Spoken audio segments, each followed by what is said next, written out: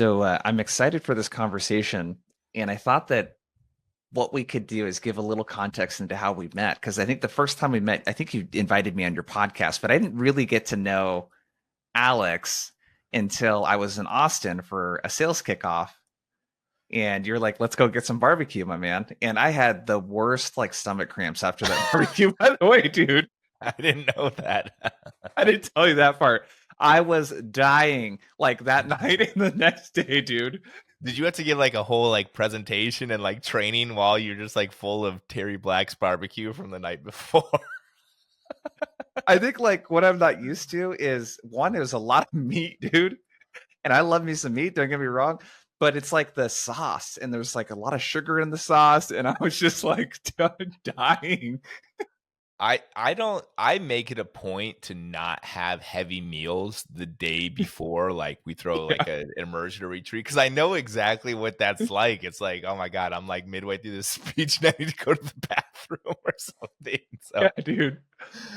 Not yeah. fun. But I think Yeah, when I that was really that could was some real bonding that we had at that. um where I feel like I found that we had a lot of common ground, and what I really connected with you over was this idea that you're not just about tactical, go do this, go say that. That's not how you really led your teams. And we did an episode prior to this where we talked about culture creation on the team and all of that kind of stuff. And what I thought would be kind of interesting to start with is like what are you seeing in your work around like just the overall like satisfaction that people have with their jobs, like the stress levels that people have. I mean, sales is of course an extremely stressful profession, but what are you seeing with the work that you're doing with like sales reps and leaders around like how people are just feeling about the work that they're doing these days? We are in, I would argue, one of the most interesting times within human history. And it is transcending right down into the tech sales professional or the tech sales leader or even beyond tech. And it's funny, a few days ago, I just read this report that Indeed came out with. Is the 2024 Work Wellbeing Report. And in it, they said essentially 78% of employees aren't thriving at work. And they also said 60% of people said they are very stressed at work a majority of the time. Yeah. And, it's a scary thing that many people are dealing with because, I was in tech sales, for about 15 years. I worked at DocuSign, Microsoft, Outreach, Catalyst. And, if I had spoken to one of the reps that I was leading back in 2018 and I asked them, hey, what do you want to do within your career? Where do you want to go? Many of them would say, oh, I want to go the manager, director, VP, CRO type of route. Yeah. And it was a good route. And now what I'm finding, just in the people who I coach and the community that I lead, I ask a 2024 account executive, I say, hey, what do you want to do? They say, I'm trying to get out of this place as soon as possible. Wow. They're like, I look at what my manager, my director, VP is doing, and they're like, why the hell would I want to do that? Yeah. And the very interesting thing is, many of them, maybe they want entrepreneurship. Many of them, maybe they want to start a side gig and turn into their full-time gig or become a LinkedIn or TikTok influencer or whatever it is they want to do. But many of them are just simply saying like, I don't know actually. Like I look at Yeah. the playing field of what's possible for me and it's terrifying. And we're in this unique time where people are starting to, really looking at a new paradigm of what's this all about?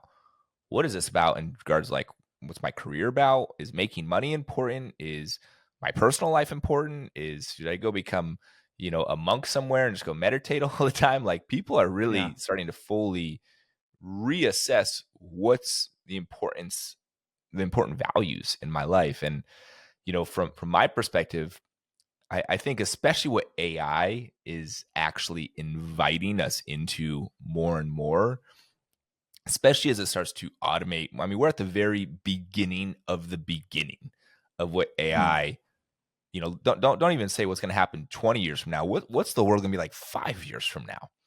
Yeah. My partner, she used to be a graphic artist, used to work at DreamWorks, and she left a couple of years ago because graphic artists' jobs are getting taken by AI. I just saw Yeah. this new thing came out, where a program creates apps. App developers are going to be out of a job pretty soon here. I don't know what's going to happen in the sales world, but what I think people are being invited into more than ever is to drop more into, whether you want to call it your consciousness, whether you want to call it your heart, whether you want to call it just like, really looking inside and say, what's actually going on here? And for many people, I think that is one of the most terrifying things, because when they Yeah. start to look at that, many people have distracted themselves, through many different ways, whether it be through social media, whether it be through substance, whether it be just through working extremely hard. They distract themselves through from dealing with their anger, their sadness, their Hmm. fear, their depression, whatever it might be, and um, people are being invited, and it's really scary. So I think that's kind of what's going on, of like what's Yeah. what's really happening. And I think, last thing I'll say is, what I really believe that people are wanting now more than ever is they want purpose, they want fulfillment, they want meaning in their life. They want to know Yeah. that like what they do is actually going to matter. And people are struggling like, cool, well, what does even matter at Yeah. this point in my life? Yeah. I think that human connection is something that's pretty big and meaningful for most people. And there's this concept called automaticity that I've been fascinated with lately, and it's the idea of getting to the point to where you don't have to subconsciously think about the activity that you're doing.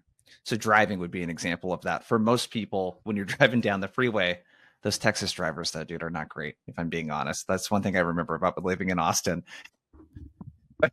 So when you're driving down the highway, you're usually not thinking about how you're going to steer, how you're going to shift, brake, or accelerate. Like it's all happening subconsciously. And I found myself like when I went on like the whole therapy journey, that was around 2018. I found that I basically got by in life for over 2.5 decades of being in this like automatic, like I just go through the motions with people. Sales was like this for me, dude. Mm. I was Sales leadership didn't come so natural to me, but selling came very naturally to me. You know why? I had really good sales training and they taught specific tactics and words and phrases to use. I just followed the book. I just followed the playbook and I followed it really, really well. But you know what I didn't do is because my first sales job was selling house painting services. When I said, hey, it's going to cost $9,000 to paint your house, and you see that look of shock, like this homeowner's like, I'm going to give $9,000 to this 18-year-old kid with braces that's never painted a house before. I didn't attune to Mm. them emotionally in that moment at all. I just knew, oh, well, I got a pricing objection. I know what to say to that. Oh, hey, I could tell I could see why you would understand the price was high. How much were you expecting? All of this kind of stuff. I would just go into this robotic mode.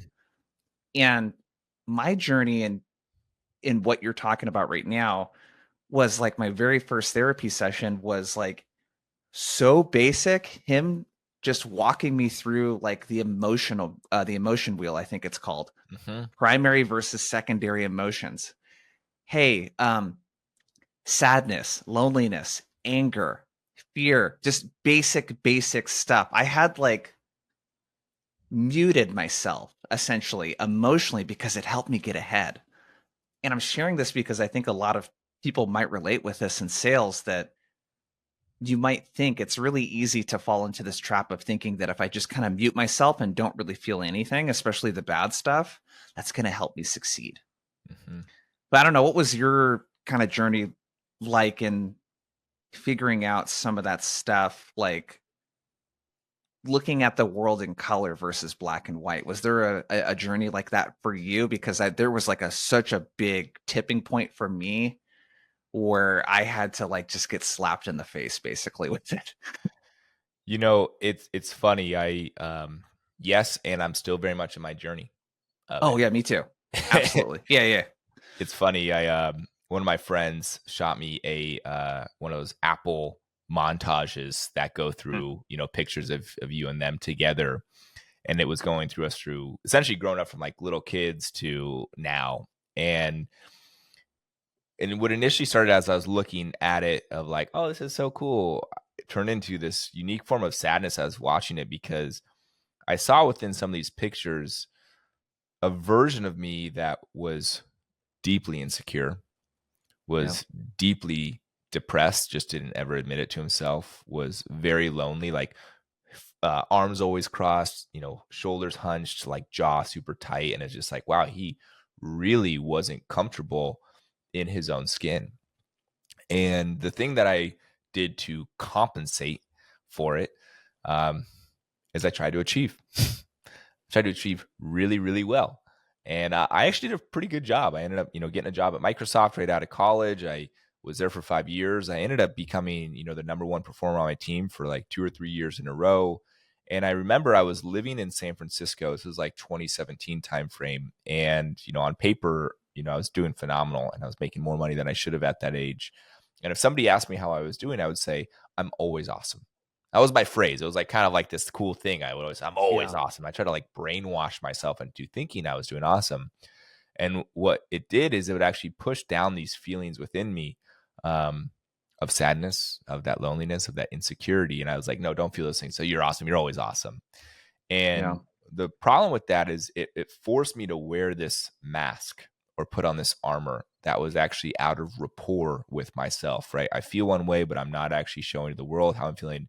And that's where that burnout and that fatigue, that deep exhaustion, that sleep can't even fix there. Yep. Just like I always have this thing. And eventually it caught up to me. And I remember it's kind of like out of a show or a scene out of a movie or something like that, where it's like my shades were pulled shut. There was trash everywhere in my room, and I literally couldn't get out of bed. And I was just like, oh my God, like, I started having those thoughts that you don't want to have about your life and what you're going to do with it. And it just so happened at that time, I ended up getting a LinkedIn message from somebody, and essentially it says something along the lines of like, hey, do you think you're living your life the way that you should?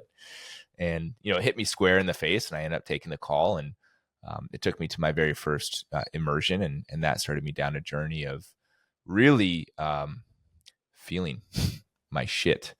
Yeah. And really, what's fascinating with it, and that achiever in me is still very much a part of me, right? Like I have my own podcast. I'm writing a book right now. I post on LinkedIn all the time. I started my own company. I'm creating all the time. I could work 100 hours a week if I truly wanted to. And I'm just realizing that, oh my God, that part of me that is trying to be good enough through whether it be the money that I make or the number of followers I show on LinkedIn and Instagram, whatever it might be, he's still very much running the show in certain types of ways. And Yeah. what I've found is the antidote, or at least one method to support that, is to feel your body. It's actually to feel the body sensations that you have going on. It's like, oh, your stomach is tight. Oh, my heart feels heavy. Oh, my shoulders feel tight. Oh, my jaw feels Yeah. really clenched. And actually to go and to feel the sensations at that different part, and actually then say, cool, what's the emotion behind that?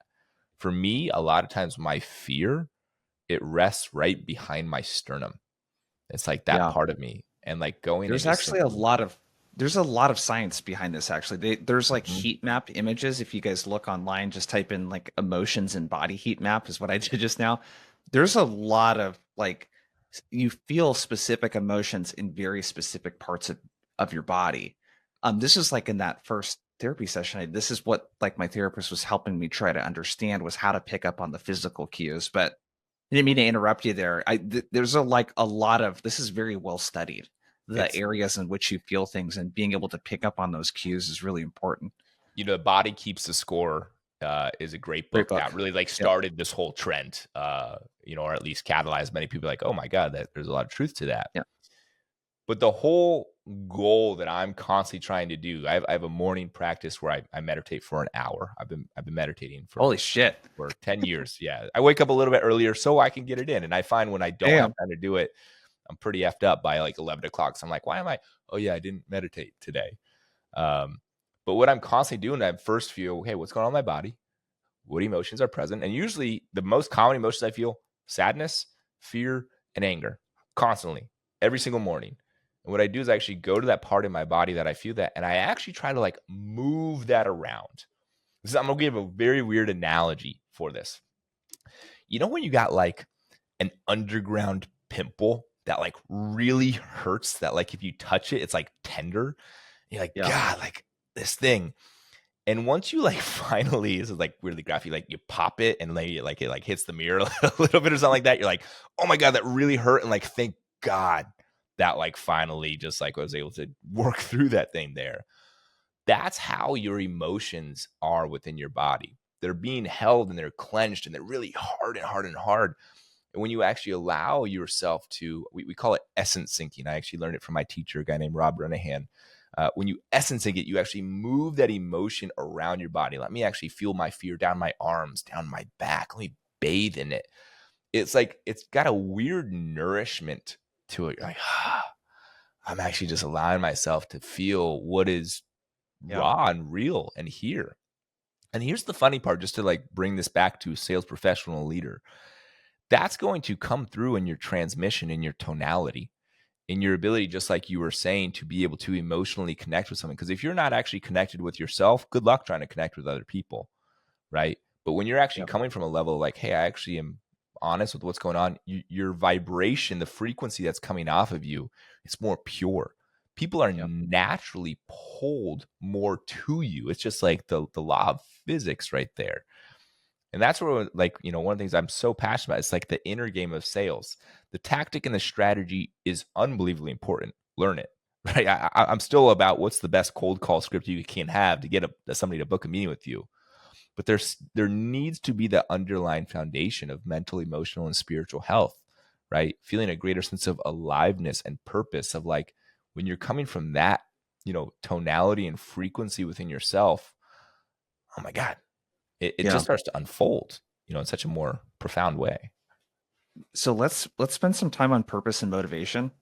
Mm, Um, my my motivation, dude, for the longest time was approval seeking from the person that I worked for. So my dad, I haven't talked about it a lot on the podcast. I talked to your group a little bit about it. But the relationship that I had with him was very much like was a total hard ass when I was growing up. So he's like was a in the Marines, like 6'4", like big dude. Um, he's white. My mom's Chinese, so I got both sides represented here, dude, from my standpoint. But so a lot of the way that I was raised though was, he really liked, hey, you be humble, you don't draw attention to yourself, you keep your head down and work hard and the right people will notice. So my whole middle school, high school, like one of my biggest goals was to be valedictorian in high school, which I ended up doing. And then, the reason why I wanted to do that was to make my dad proud more than mm, anything. And then in college, it was working for that house painting business and then getting a career. And then what I would find in my professional life is I had a boss, a guy Spencer, who was like basically a version of my dad in my professional life, where I had this never ending, just this was from probably 21 to 24 or 25, this just like never ending like thirst that I felt like I couldn't quench in like getting his approval. And a lot of my motivation beyond that, even with the work that do now with Outbound Squad, was like getting approval from the mm, authorities in our industry. And where I'm kind of going with this is I think the source of your motivation is really important to think about, because for me that was not a healthy source of motivation, because it was always just like I'm never going to be satisfied. A lot of people that I interact with in sales, it's very fear-based, their motivation. They're used to growing up being reprimanded for not doing things correctly. And then there's this fear of not doing well, and that fear being the thing that motivates them, that it's gotten them success financially, but it's unsustainable, you know? mm. Um, what are your thoughts on, and what's kind of your journey been, and like the people that you work with around, like when you say purpose, I think of like the thing that is your why, that's your Mhm. motivation, the thing that really motivates you to take action. What are your thoughts on like where that should come from? Yeah. And like anything about your personal journey with that too would be cool to hear. Yeah, first I'll just comment on what you said there too. Let's just acknowledge that part of you and in me and many other people that wants to be validated is playing a wonderfully positive purpose in our life, right? if you think about what the needs are of that part that wants validation, it probably just wants love. It wants to feel belonging. It wants to feel, a sense of just like companionship, whatever it might be. And so it catalyzes us to work extremely hard. Right. Yeah. And so it's like sometimes we think like, oh, this part of me that wants to be validated, like, God, just can you get over it? It's like that's actually the opposite, because if it just wants to be loved and all you're doing is shaming that part of you, like, God, I'm so over just that part of me that wants to be validated, you're giving it its worst nightmare Yeah. in essence. So what it's about is just like, hey, thank you so much, part that wants to be validated. Like, you're causing me to do and create and try to just like receive love, and you just want love from me. Like, thank you. And also recognize that, hey, there's another side of the coin. You're actually exhausting me. You're also, causing me to just work harder than I need to be. So it's just like, I just want to name that. It's a very complex system. It's actually something I've studied a lot, is internal family systems, IFS. Many people have heard of it. It's called parts work. There's different parts of us. There's a part of us that's sad. There's a part of us that's angry, part of us that wants to be validated. And then there's your higher self, or your essence, that you can go and actually speak to those parts. So bringing love to all of that. But when I think about, purpose specifically, the way I would describe it is, there's like kind of three parts to really get to, the journey of stepping more into what's really possible, to stepping more into your purpose for you. And before anything, it goes back to what we were just naming: self-connection. Self-connection is truly the trailhead. It's the gateway, or the slip and slide to your purpose, one can say. Another way of saying it is emotions are actually the pathway that gets you there. Because if you're pushing your emotions down, you're not actually going to be able to feel aliveness. Like, there's a lot of aliveness in feeling your fear. But once you're actually connected to yourself, then you move into what I like to call being your essence-led leader. And your essence-led leader is the unique vibration of you that wants to come out. It's just your freaking authentic self. It's like the light in you that is just like shining bright. And there was actually studies done that said authenticity is actually one of the most powerful wavelengths out there. It's a thing that can go the farthest or the furthest and power through any other wavelengths. Like, if you're out or at a bar or wherever it might be, and you see somebody who's really just authentic, but also owning their weird and confident in themselves, you don't even need to talk to them to know, be like, man, I don't know who that person is, but like, I'm attracted to them. I want to be pulled more towards them. I want to just see who they are. Right? That's what it's like being your essence-led leader. And your essence-led leader is, most specifically, it's the who. It's the who are you, right? Underneath all the parts, all your conditioning, all the ways that you've been indoctrinated through who you're supposed to be and how you're supposed to act, whether it be from your military-esque father, whether it be from my dad, who was a doctor, whoever might be. It's like, we're trying to, people tell us you need to do this type of thing in order to be accepted. And maybe that might be truth, and maybe it might not. So it all goes back to self-connection and then stepping more to essence-led leader. After that, what's birthed or catalyzed from being your authentic self is your vision, right? Is essentially, if your essence-led leader is your who, your vision is your what. Another way of saying it, it's your legacy. It's the way that you're impacting the world, right? If you were put on earth for a reason, how is the world going to be different because of you once you leave, right? It's your footprint, essentially. But here's the thing. So many people are trying to figure out what their vision is without being connected to themselves. And even if they figure out what their vision is, oh, I want to be, a CEO of this company and really help people. That could be exactly what you're supposed to do, but it's all mental, right? It's just like coming up with like a vision board of like, I like this picture, this picture, this picture, because I think I think that I like it.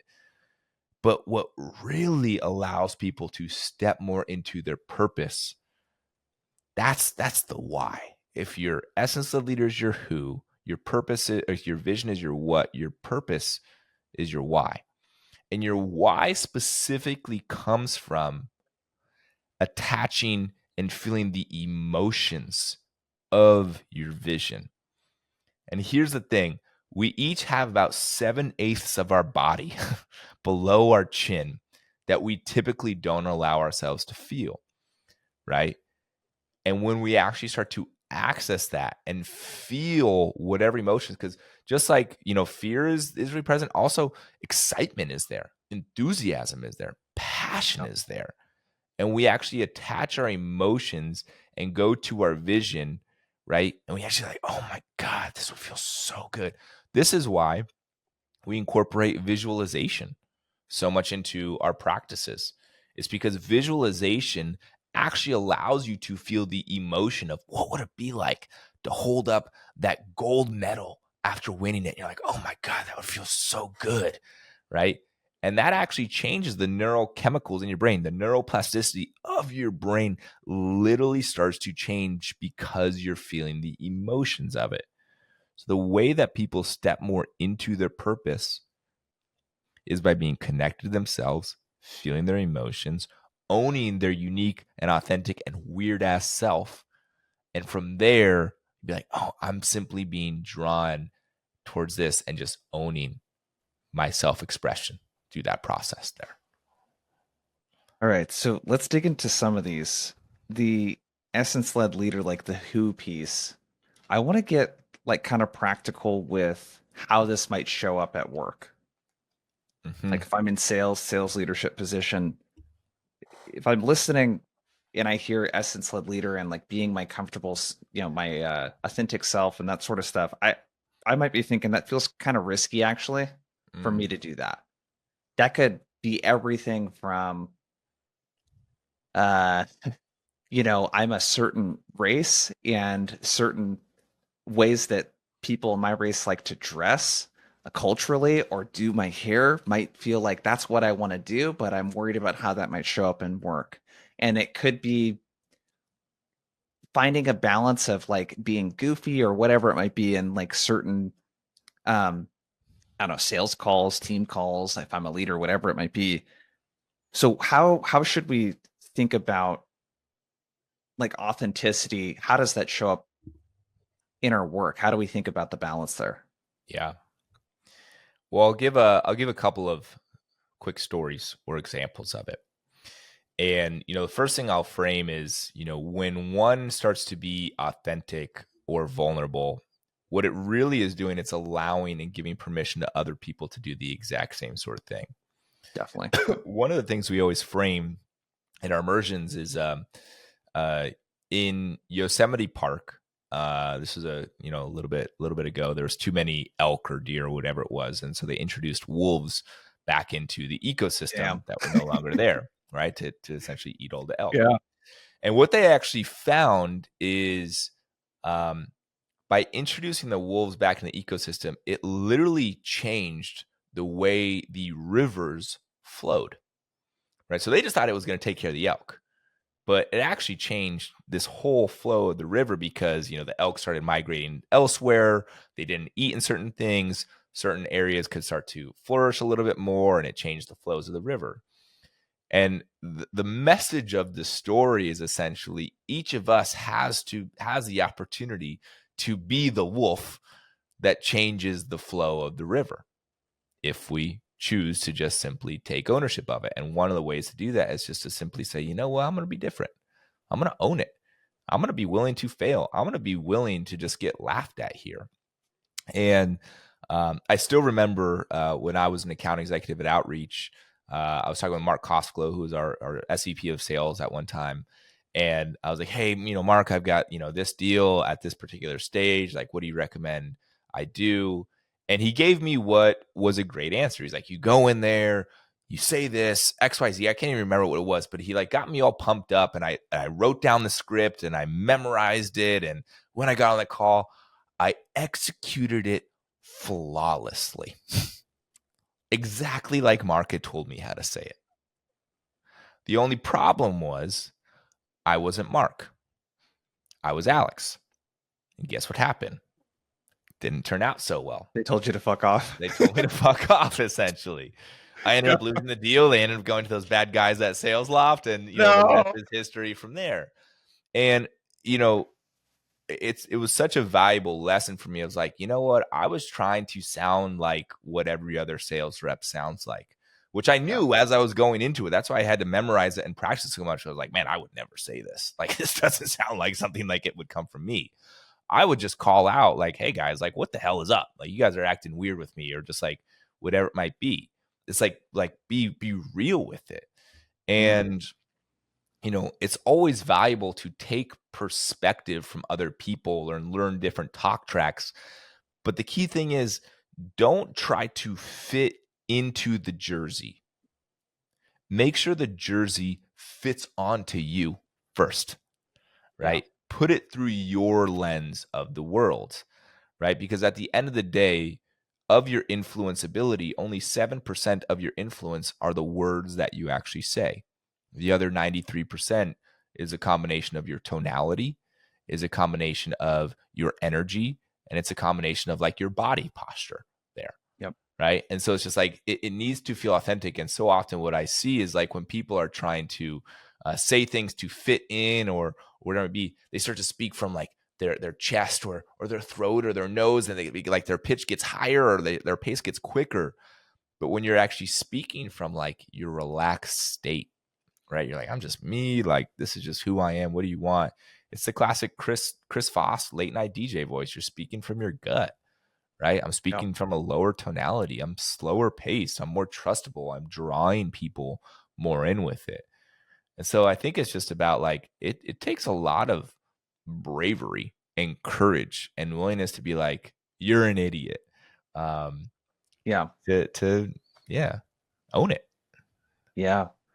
I love that. I think another kind of piece of advice that has worked for me is, dude, it takes a while to get to a place to where you're so comfortable with yourself that it doesn't matter who you're around.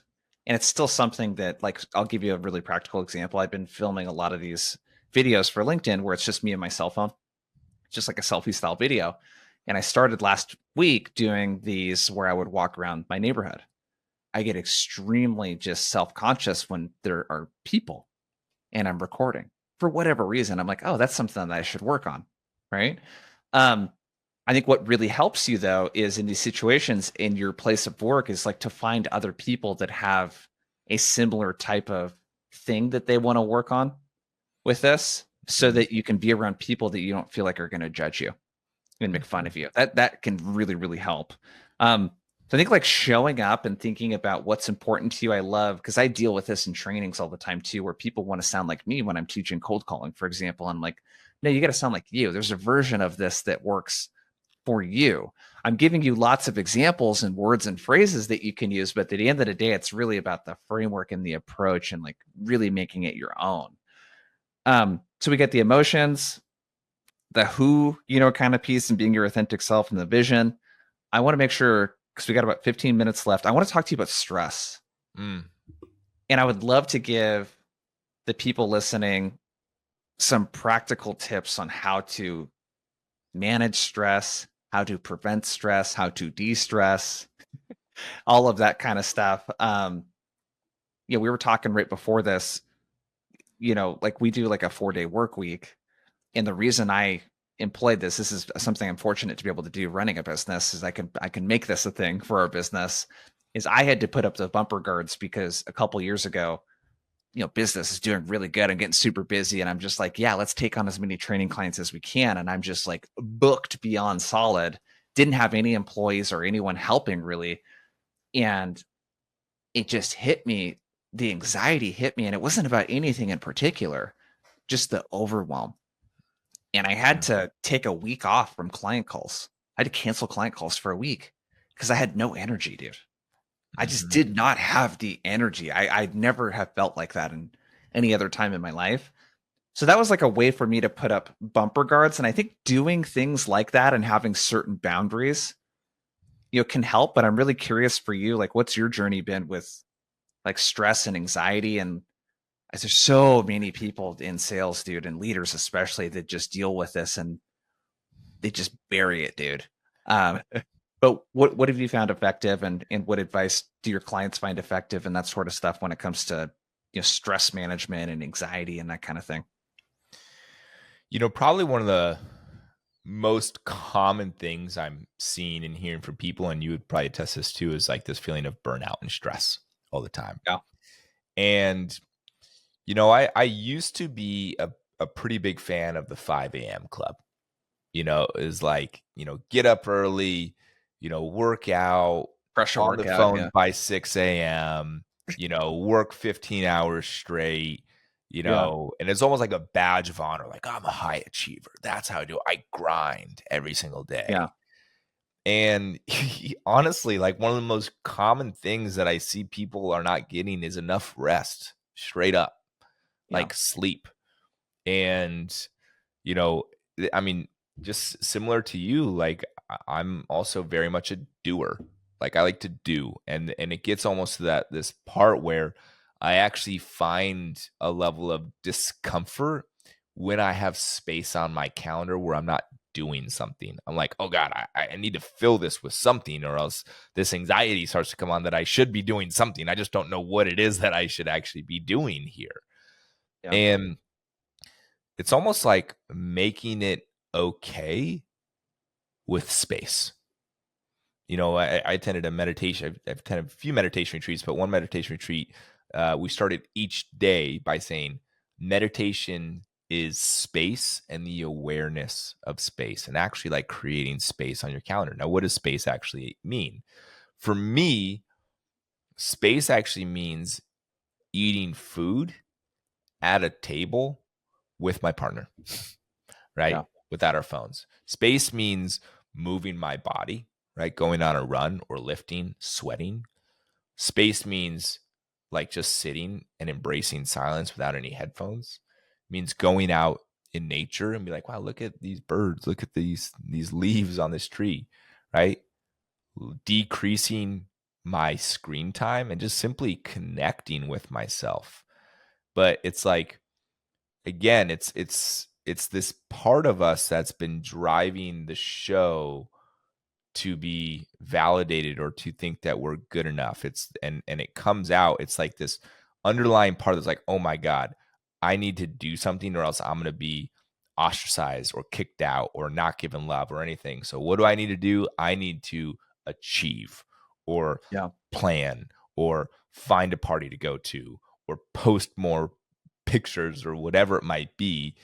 And it's never actually allowing us to be more in that state of being, which is just like, hey, I'm here truly now Yeah. and experiencing this.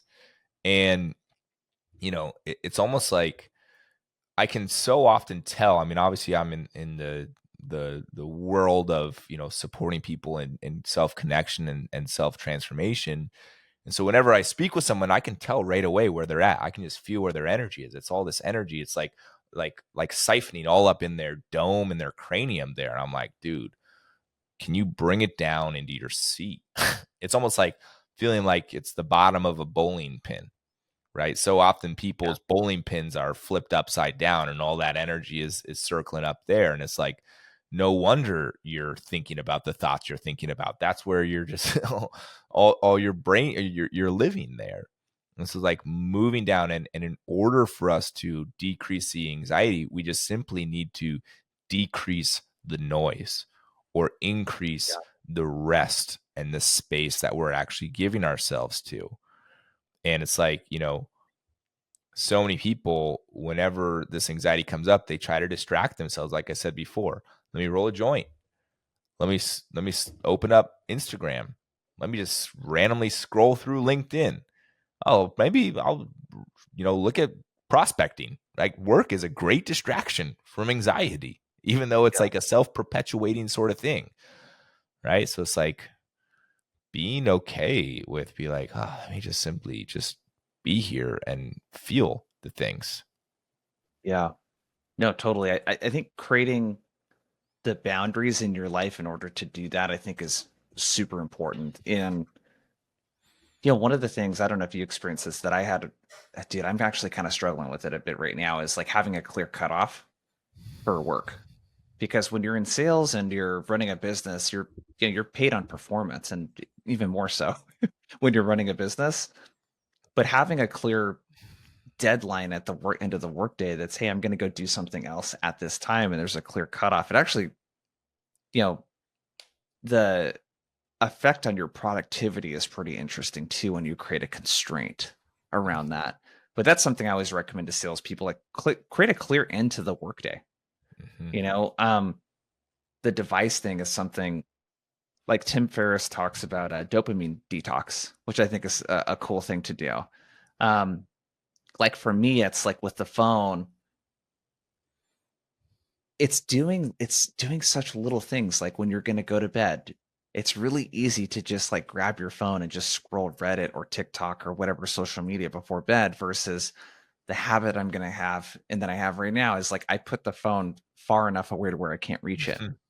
There's just like little things like that that I think you have to like really think about how you shut that part of your brain off. And one last kind of point on that is the I think just connecting with people that you love in your life is a great way to de-stress. And like it's something my wife Sarah is really good about doing for us though. But that could be at dinner and not Yeah. having cell phones. Our thing that we like to do together too is crosswords, but just doing something more than just where you're sitting down. And I do this way too much, where you just sit down and watch Netflix together.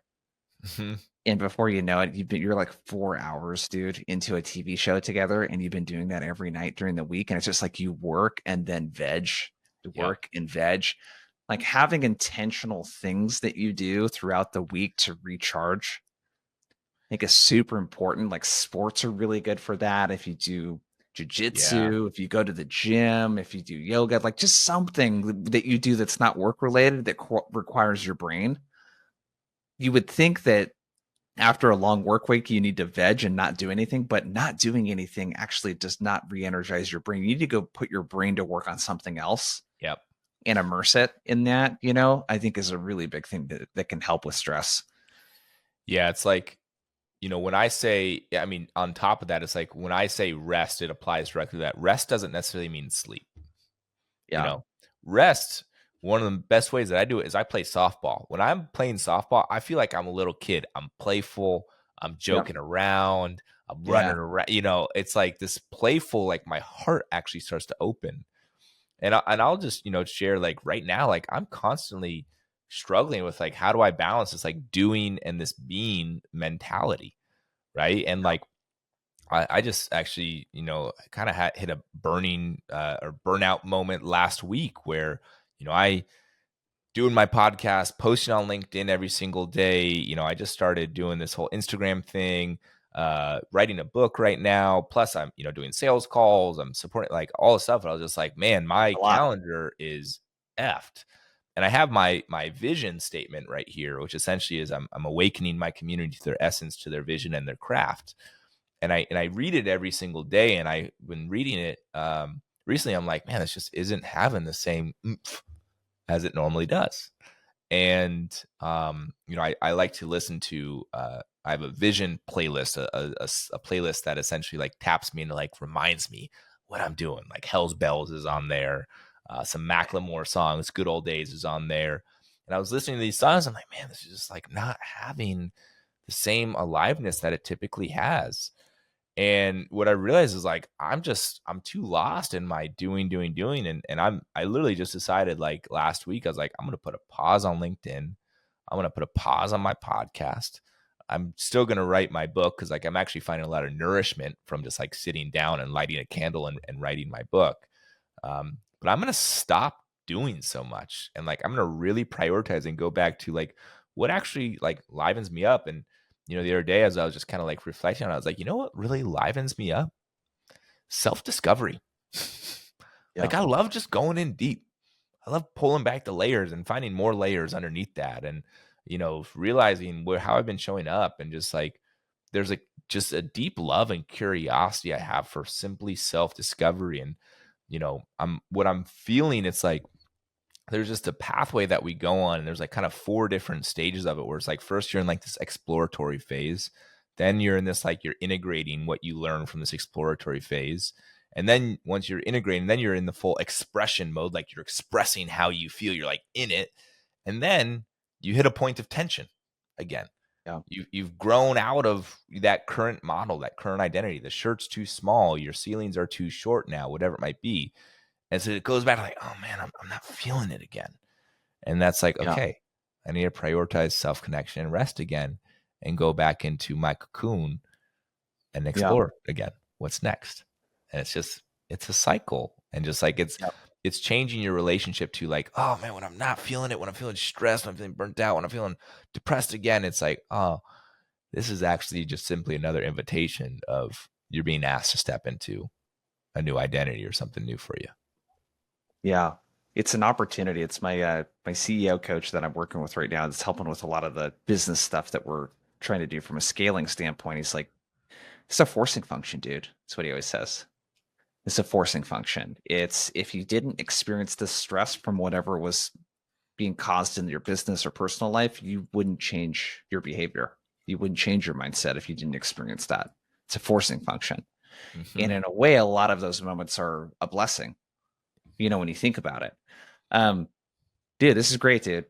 We talked about a lot of stuff. I love the purpose and the motivation piece with like really what we're talking about is this idea of intrinsic motivation versus all of these extrinsic, kinds of things. I love the being in touch with like what you're feeling, like who you are, like your vision, the stress stuff.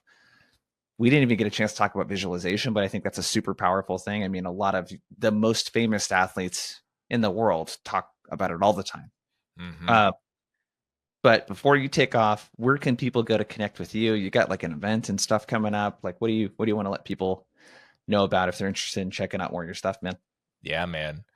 Well, first off, I just say I appreciate you having me on this show. I love jamming it out with you, and maybe we won't go to Terry Black's next time you're here in Austin, just based on what happened last time. But we'll go somewhere else. So I always Eat some appreciate, veg too, yeah, eat some salad or something like that. But yeah, if you want to check us out, it's Alluviance ALLUVINCE.com. We throw essentially really amazing in-person immersions. In the past year, we've had about 250 people come to our immersions. We thrown about 9 of them, and we actually just launched our next immersion is going to be in Costa Rica. It's going to be in late February. It's at this place called Kinkara Luxury Resort. So you're going to be staying at like these beautiful glamping tents right next to a wonderful waterfall. And it's a place for sales professionals, leaders, and founders to come essentially to master their craft of sales and how they influence people, but specifically to do it by working on their inner game. And that inner game comes exactly what we talked about today, that self-connection, essence-led leadership, visionary leadership. And so especially, we timed it at the very end of February. It's like the new fiscal year for many people. It's like, cool, what's this year really about for you? What are you really wanting to claim and step into? What's that thing that you know is kind of under your bed, that boogeyman that you haven't really faced yet? It's like, let's talk about it. Let's face it. Let's be in it together. And we incorporate tactical sales training while also things like breath work, cold plunges, meditation, visualization, really powerful stuff like that. So yeah, check us out if you want to just have a conversation with me. I'm happy to jam about it.